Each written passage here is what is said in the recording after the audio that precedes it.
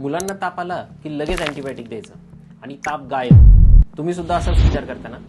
हा सर्वात मोठा गैरसमज आहे. अँटीबायोटिक म्हणजे सर्व आजारांवरचं औषध नाही, ते फक्त बॅक्टेरियल इन्फेक्शनसाठी असतं.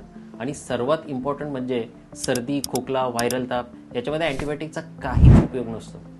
गरज नसताना अँटीबायोटिक दिलं तर पोटातल्या चांगल्या बॅक्टेरियाचा सुद्धा बॅलन्स बिघडतो. आणि एकदा का हा बॅलन्स बिघडला की तो पूर्ण नॉर्मल होण्यासाठी 6 महिन्यांपर्यंतचा सुद्धा वेळ लागू शकतो. प्लस अँटीबायोटिक्समुळे काही साईड इफेक्ट सुद्धा दिसू शकतात, ज्याच्यामध्ये पोटात गॅस होणं, लूज मोशन्स होणं, वॉमिटिंग होणं, ॲपेटाईट कमी होणं किंवा स्किन रॅशेस वगैरे दिसू शकतात.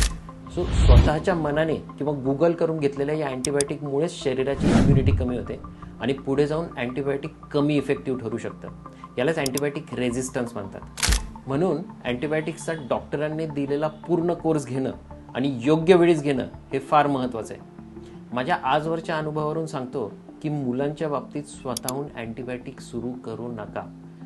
बाळाला ताप आल्यास डॉक्टरने केलेल्या योग्य तपासणीनंतरच योग्य औषध ठरतं. तुम्हाला या संदर्भात अजून काही शंका असतील तर कमेंटमध्ये करून विचारा किंवा DM करा. आणि हो, गुगल किंवा जुन्या प्रिस्क्रिप्शनवर डोळे झाकून विश्वास ठेवू नका.